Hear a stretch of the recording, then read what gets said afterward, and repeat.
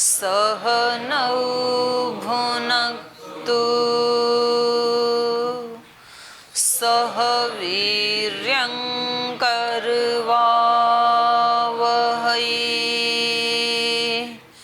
तेजस्विनावधीतमस्तु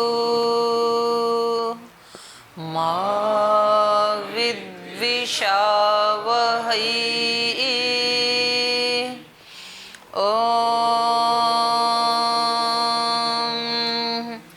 अग्ने व्रतपते व्रतं चरिष्यामि तच्छकीयं तन्मेराध्यताम्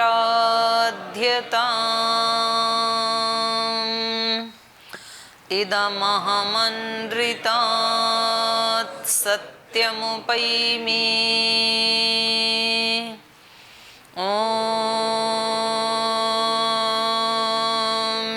शांति शांति शांति।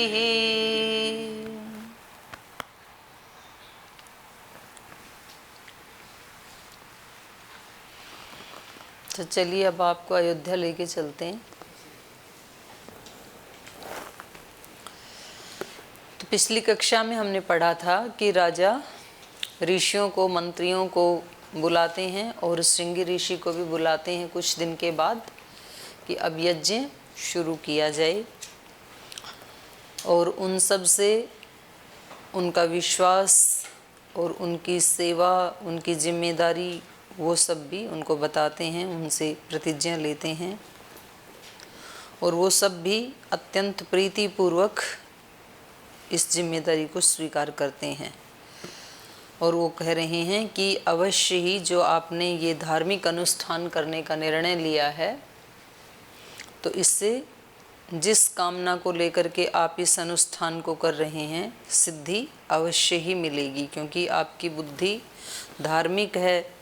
धार्मिक लोगों को आपने इस अनुष्ठान में सहयोग के लिए जोड़ा है, तो सिद्धि मिलेगी। अगर तीनों में से कहीं भी त्रुटि ना हो, साधन, कर्ता और सामग्री, इन तीनों में से कहीं भी विगुणता यदि ना हो, तीनों ठीक हो, साधन भी ठीक है, करने वाला भी ठीक है, करने की विधि भी बिल्कुल ठीक है, तो फिर फल निश्चित रूप से मिलता है, कोई भी क्रिया, छोटी या बड़ी। तो जब इन्होंने भी ये कहा तो फिर आधी जिम्मेदारी तो इन्हीं के ऊपर चली जाती है, आधी क्या सारी चली जाती है। तो राजा तो निश्चिंत हो गए, प्रसन्न हो गए। ततः प्रीतो अभवत राजा श्रुत्वा तु द्विज भाषितम। उन द्विजों के, विद्वानों के शब्दों को सुन करके राजा प्रीतो अभवत, प्रसन्न हो गई। राजा अमात्यान अब्रवीत, और अपने मंत्रियों से कहने लगे, हर्षेण, हर्ष के साथ अपने मंत्रियों से कहने लगे, इदम शुभाक्षरम, इस प्रकार की शुभ अक्षर वाली वाणी में, माने अच्छे अच्छे शब्दों का चयन करते हुए उन्होंने अपने मंत्रियों से कहा। इसको आज पढ़ते हैं। किसी का कोई प्रश्न तो नहीं है पीछे का? जी बोलिए। जीवन जी ओम। बात पिछले कक्षा में कर रहे थे अभिवादन की। ऋषि श्रृंग तो ब्रह्मवेता हैं और बहुत श्रेष्ठ हैं, अभी महाराज दशरथ भी श्रेष्ठ हैं, तो ये वो अभिवादन कर रहे हैं, वो स्वीकार कर रहे हैं, आशीर्वाद भी दे रहे हैं।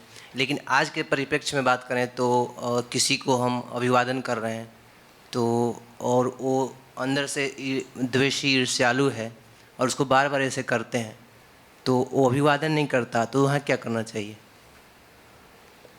आप तो कह रहे हो कि हम अभिवादन करते हैं और अभिवादन लेने वाला ईर्ष्यालु है, द्वेषी। वो प्रतिवाद, मतलब प्रतिवाद, अभिवादन नहीं करता है, तो क्या? हाँ, वो लेता नहीं है नमस्ते। जी जी, ना ले, उसके लिए हम कर ही नहीं रहे।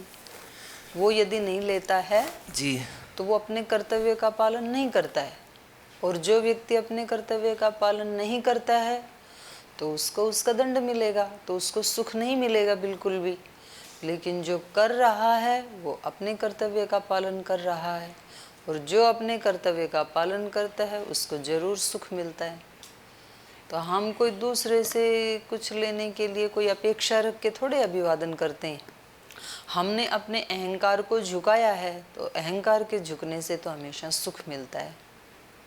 तो दूसरा ले ना ले, ये उसका, हम अपना कर्तव्य पूरा करेंगे। अगर वो 10 बार अभिवादन करने के बाद भी नहीं लेता है तब भी करना चाहिए, 1000 बार करने के बाद भी नहीं लेता है तब भी करना चाहिए।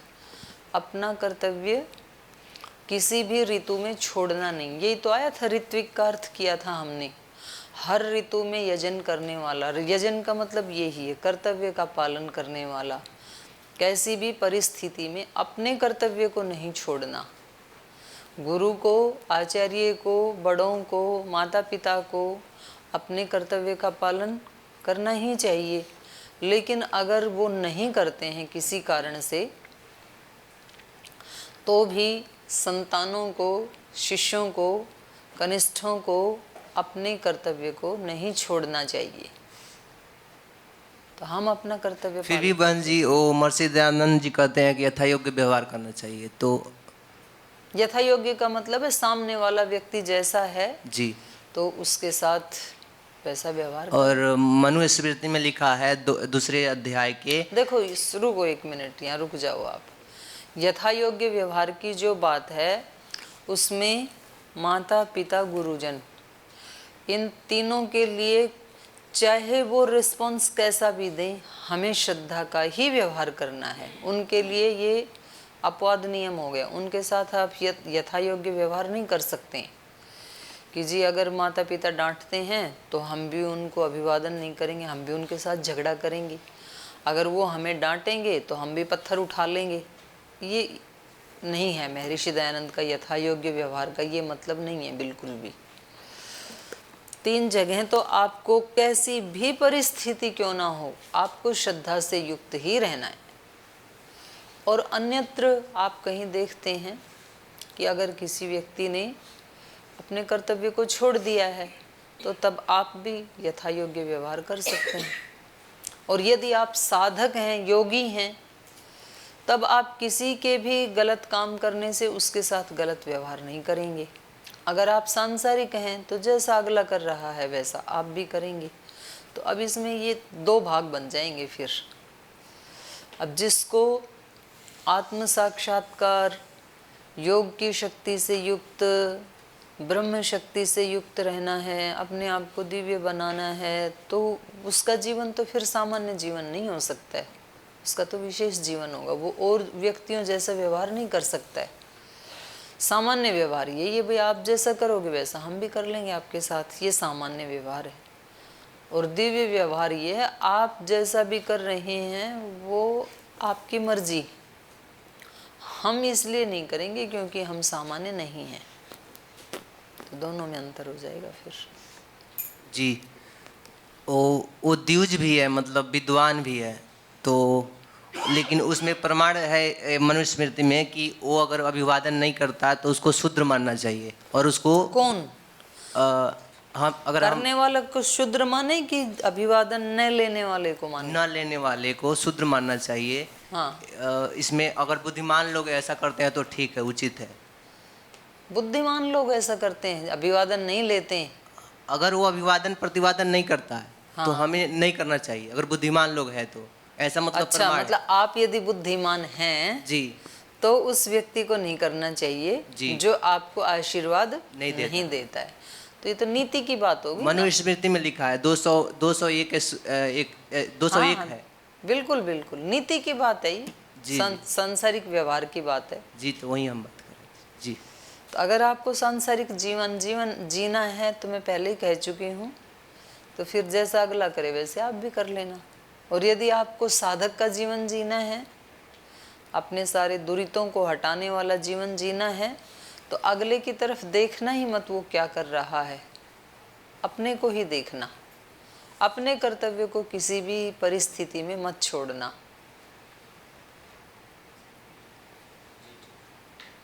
तो कौन सा रास्ता अपनाओगे? शास्त्र अनुकूल अपनाएंगे। हैं? शास्त्र शास्त्र के तो दोनों ही है, स्मृति भी शास्त्र में ही आता है और ये भी शास्त्र में ही आता है। आप संसार वाला अपनाओगे कि साधक वाला? साधक वाला अपनाना पड़ेगा। पड़ेगा शब्द पता है क्यों कह रहे हैं ये?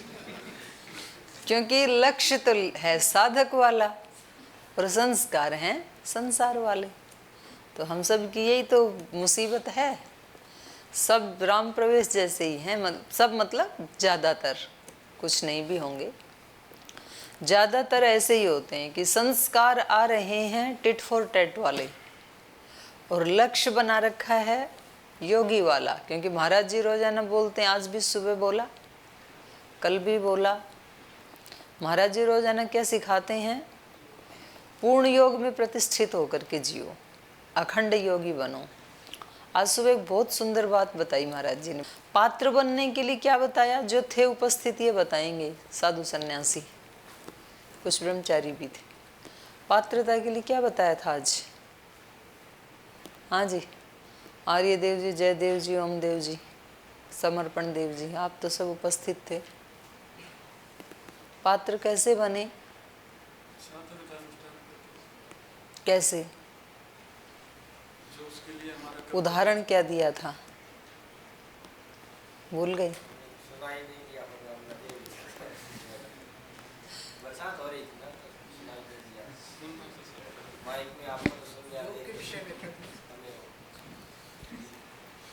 ये कह रहे सुना ही नहीं, हमें तो बारिश हो रही थी।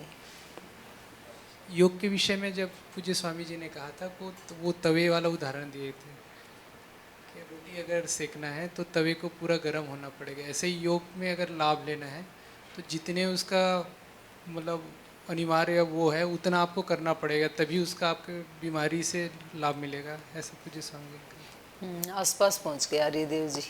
जयदेव जी को तो सुना ही नहीं, अपने लगे रही।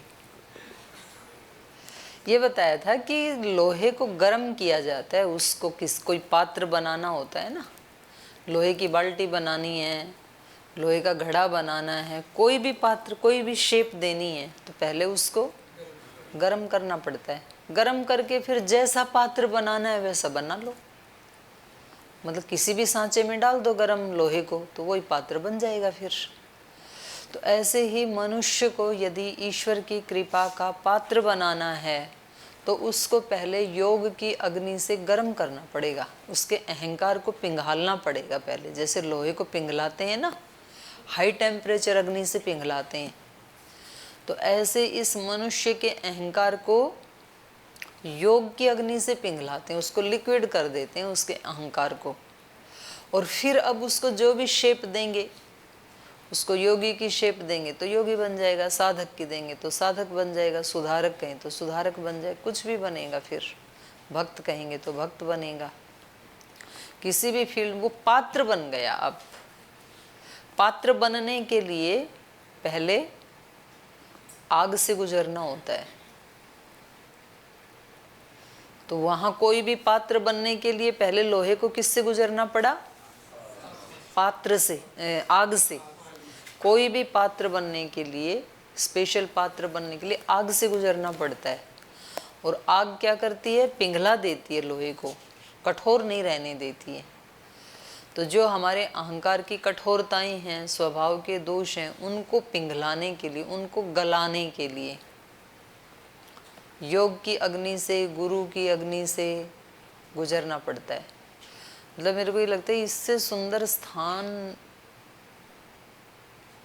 और क्या मिल सकता है व्यक्ति को कि सुबह सुबह 2.5 घंटे आपको नियमित रूप से शरीर को भी चार्ज कर दिया जाए और मन बुद्धि आत्मा को भी चार्ज कर दिया जाए। अब आराम से फर्राटे से चलेगा 24 घंटे, शरीर भी, मन बुद्धि भी, आत्मा भी, कोई दोष आने का चांस ही नहीं है। इससे सुंदर और क्या हो सकता है जीवन में? चार्ज कर दिया मोबाइल को सुबह सुबह, लैपटॉप को भी, अब दिन भर खूब यूज करो उसको, खूब सारे काम करो उससे। तो शरीर को भी महाराज जी चार्ज कर देते हैं, मन बुद्धि आत्मा को भी चार्ज कर देते हैं। अब दिन भर खूब सेवा करो, कितनी अच्छी बात है। लेकिन फिर भी कुछ कुछ का तो आलस से टूटता ही नहीं है, नींद खुलती ही नहीं है वहाँ जाके भी। और तो नहीं है किसी का कोई प्रश्न? आगे चलें, चलिए।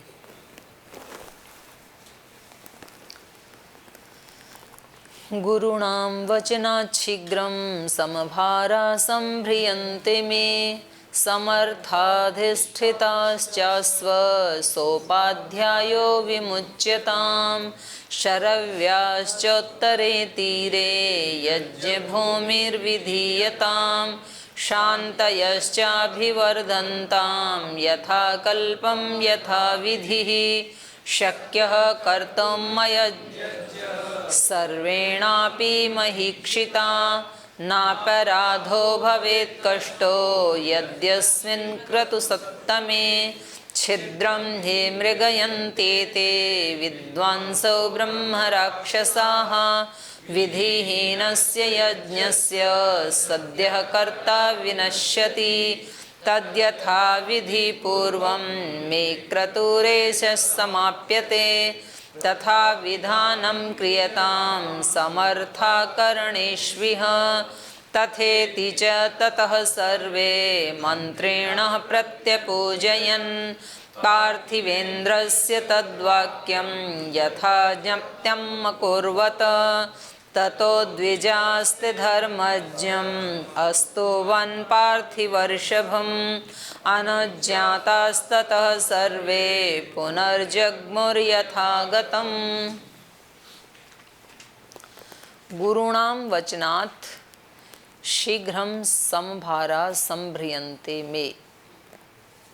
तो यहाँ पर राजा दशरथ ही कह रहे हैं कि मेरे लिए गुरुणाम वचनात्, गुरुजनों के आदेशानुसार, वशिष्ठ गुरु भी आदेश दे रहे हैं और श्रृंगी ऋषि भी आदेश दे रहे हैं। गुरुणाम वचनात्, में गुरुजनों के निर्देशानुसार मेरे लिए शीघ्रम समभारा संभ्रियन्ते, जल्दी से यज्ञ की सामग्री जुटा दी जाए। आप सब अपने उनको आदेश दे रहे हैं, मंत्रियों को, कि गुरुजनों के आदेश से, जैसा विद्वानों ने, गुरुजनों ने, पंडितों ने बताया है, ऐसे इनके आदेशानुसार आप मेरे यज्ञ के लिए सभी सामग्रियां जुटा दीजिए। तो हमारे यहाँ जीवन यज्ञ में गुरुजन कौन है और मंत्रीगण कौन है? आत्मा तो राजा है और उसको निर्देश देने वाले कौन हैं? बुद्धि। मन तो सेवक में ही आ जाएगा, महामंत्री कह सकते हैं मन को, सुमंत्र की तरह से। तो बुद्धि के ही जो अलग अलग 6-7 प्रकार है ना, तो वो सब हमारे लिए गुरु का काम करती है बुद्धि, वही तो निर्देश देती है ऐसा करो। और इंद्रियां फिर हमारे लिए अमात्यों का काम करते हैं, मंत्रियों का काम करते हैं, वो लग जाते हैं उसको जुटाने में। तो व्यक्ति आदेश देता है अपनी बुद्धि को कि आप अब कक्षा में चलो।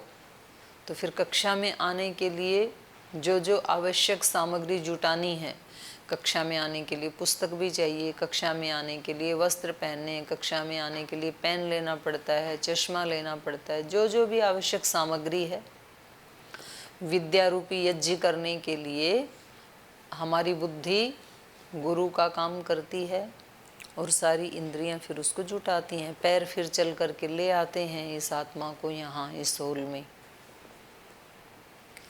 तो ऐसे ही इन्होंने आदेश दिया इन सभी अमात्यों को कि आप मेरे इस यजन के लिए सभी आवश्यक सामग्री को जुटा दीजिए।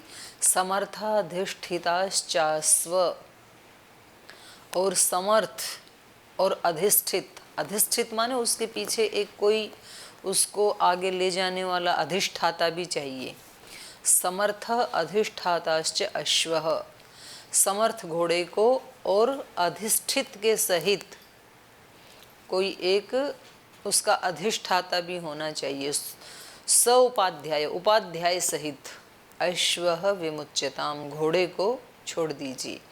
माने उसके संरक्षण के लिए कुछ व्यक्ति उसके साथ जाएं, उसकी एक टुकड़ी होती है, एक उसका कोई सेनापति, कोई मुखिया होता है, उपाध्याय होता है, और कुछ 5-7 उसके साथ सैनिक होते हैं घोड़े के साथ, तब छोड़ा जाता है। स्रव्याश्चोत्तरे तीरे यज्ञ भूमिर विधीयताम, और सरयू नदी के उत्तरी भाग में यज्ञ भूमि बनाई जाए। शांतश्च अभिवर्धनताम यथाकल्पम यथा विधि। ये जो है उत्तर दिशा है, ये देवताओं की दिशा मानी जाती है। पूर्व दिशा प्रकाश की दिशा मानी जाती है, पश्चिम दिशा वरुण की दिशा मानी जाती है, उत्तर दिशा देवताओं की मानी जाती है, दक्षिण दिशा यमराज की मानी जाती है। तो ऐसे ऐसे हर दिशा का भी एक अधिष्ठाता देवता होता है। तो संध्या में जो मंत्र बोलते हैं तो वहाँ वहाँ उस दिशा का जो देवता है, नीचे की दिशा का, ऊपर की दिशा का, उन सब का आह्वान किया जाता है अपनी रक्षा के लिए।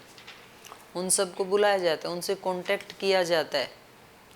अगर आपको किसी फील्ड में काम करना है तो उस फील्ड के जो बड़े हैं उनके साथ यदि आपका कांटेक्ट हो गया तो सेवा करने में सुविधा होती है।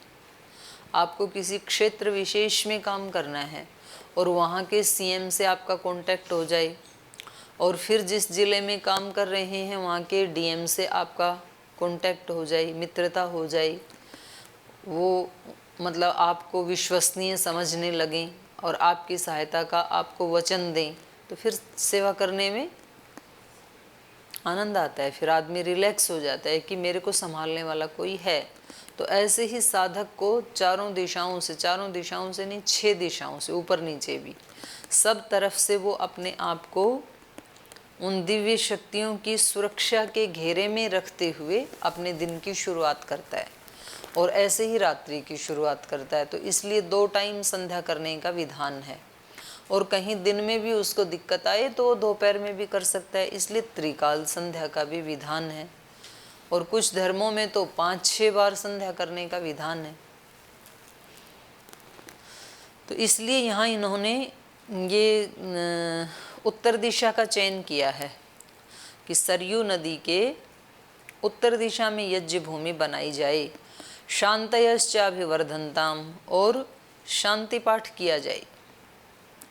शांतयश्च, शांतय माने शांति देने वाले जो मंत्र हैं उनको, अभिवर्धनताम यथाकल्पम यथा विधि, जैसा विधान किया गया है कि अश्वमेध यज्ञ से पहले इन स्वस्ति वाचन का पाठ, शांतिकरण का पाठ, तो वो सब किया जाए। स्वस्ति वाचन इसलिए किया जाता है कि जो हम अनुष्ठान करने जा रहे हैं वो हम सब के लिए कैसा हो, कल्याणकारी हो। और शांति वाचन, शांति पाठ क्यों किया जाता है? जो अनुष्ठान करने जा रहे हैं उसमें कोई विघ्न ना आए, शांति बनी रहे। तो इसलिए सामान्य रूप से भी जब हम कोई बड़ा यज्ञ करते हैं, होली दिवाली या किसी पर्व त्योहार को, तो उसमें यज्ञ से पहले स्वस्ति वाचन शांतिकरण का पाठ किया जाता है। शक्य कर्तुमयम यज्ञ, और ऐसे ही जीवन यज्ञ में भी जो बात यहाँ बाहर के यज्ञ के लिए कही जा रही है वही बात साथ साथ वही एक्यूरेसी जीवन यज्ञ के साथ भी जुड़ती है। जीवन में भी कोई भी कर्म हम करते हैं तो उससे पहले क्या किया जाता है? मंगलाचरण। हम कक्षा में पढ़ाई भी करते हैं तो उससे पहले क्या किया जाता है? मंगलाचरण, मंत्र पाठ किया जाता है। खाना भी खाते हैं तो खाना खाने से पहले मंगलाचरण। योग करते हैं तो योग से पहले मंगलाचरण। खेलते हैं तब नहीं करते हैं आप, खेलते समय भी करना चाहिए, हैं? खेल के भी मंत्र हैं। सोने से भी पहले, सोने की क्रिया की जा रही है, इतनी लंबी क्रिया है, 5-6 घंटे एक ही क्रिया चलेगी लगातार, तो उस क्रिया से पहले भी क्या किया जाता है? मंगलाचरण, शांति पाठ, वो शिव संकल्प मंत्र, सूक्त के मंत्रों का पाठ किया जाता है। तो ये जीवन यज्ञ के लिए भी यही है। और यदि आप केवल टेप रिकॉर्डर की तरह से मंत्र पाठ करते हैं तो फिर वो क्रिया खंडित हो सकती है, उसमें विघ्न आ सकता है। लेकिन यदि आप श्रद्धा भक्ति और विश्वास पूर्वक मंगलाचरण करते हैं तो फिर वो क्रिया निर्विघ्न संपन्न हो जाती है। अब ये तो अपने विश्वास की बात है भाई, कोई किसको कितना विश्वास है, ईश्वर के ऊपर कितना विश्वास है, हमारे चारों तरफ जो शक्तियां हैं उनके ऊपर व्यक्ति को कितना विश्वास है, तो ये सब का कम ज़्यादा होता है। और हर एक व्यक्ति की जागरूकता भी कम ज़्यादा होती है। जो ज़्यादा जागरूक है वो इन्हीं कर्मों को करते करते बाजी मार जाएगा, और जो कम जागरूक है वो मुख से मंत्र बोलते बोलते भी बाजी हार जाएगा। अगर वो अंदर से उसने अपने आप को कनेक्ट नहीं किया तो तब शब्द ऐसे ही हो जाएंगे जैसे फल का छिलका। तो छिलके में सार नहीं होता है, छिलके के अंदर जो है वो सार होता है फल का। तो ये मंत्र तो छिलके जैसे हैं, मंत्रों के अंदर जो अर्थ छिपा हुआ है वो है सार, वो हमारी रक्षा करता है। तो इसलिए राजा कह रहे हैं कि भाई यज्ञ भूमि बनाई जाए, और यज्ञ वेदी बनाते ही उसको खाली नहीं छोड़ना है। इसलिए हमारे यहाँ परिपाटी है कि जब मकान बना रहे होते हैं तो अभी मकान का उद्घाटन तो हुआ नहीं, मकान में रहने के लिए कोई आया नहीं, लेकिन जिस दिन मकान का लेंटर गिर जाता है, छत गिर जाती है, तो उसके बाद मकान में दिया जलाया जाता है। वो कहते हैं भाई आज छत गिर गई, अब दिया जला दो। तो दिया जलाने का मतलब यही है कि जहाँ प्रकाश होगा तो अंधकार की शक्तियाँ वहाँ प्रवेश नहीं करेंगी। वरना तो अब मकान बन गया और आकर के किसी आसुरी शक्ति ने यहाँ पहले ही डेरा जमा लिया, तो उसको कौन निकालेगा फिर? घर के मालिक तो बाद में आएंगे, वो पहले ही आके बस जाएंगे वहाँ। इसलिए मकान बनते ही पहले दिया जलाया जाता है, माने प्रकाश रहना चाहिए। तो ये मकान हमने भगवान ने बना के दे दिया, तो इसमें क्या जलना चाहिए? अखंड ज्योति, खंडित नहीं होनी चाहिए ज्योति हमारी। हम कभी कभी जलाते हैं, और अगर आप अखंड ज्योति नहीं जला सकते हैं तो सुबह शाम जरूर जला लेना। तो सुबह शाम ज्योति जलाने का मतलब है जो हम संध्या करते हैं, उपासना करते हैं, तो उससे हम अपनी आत्म ज्योति को, जो कभी किसी झोंके से बुझ जाती है, ज्ञान की ज्योति, दिन में जब कोई आंधी तूफान आता है तो फिर वो दिया बुझ जाता है, तो फिर उसको दोबारा जलाया जाता है। तो दिन भर कभी ध्यान नहीं रहता है, तो कुछ ना कुछ हमारे से त्रुटि हो जाती है, कभी वाणी की त्रुटि हो जाती है, कभी व्यवहार में त्रुटि हो जाती है। तो ये जो हमारा अज्ञान है ये बुझा देता है, तो फिर शाम को फिर जला लेना चाहिए, और एक बार सुबह उठ के भी जला लेना चाहिए। तो जितनी देर जलेगा उतना तो अच्छी बात है। और किसी को अगर बिल्कुल ही अपने अंदर एक छोटी सी भी त्रुटि नहीं चाहिए तो उनको फिर कहा जाता है आप अखंड ज्योत जलाएं।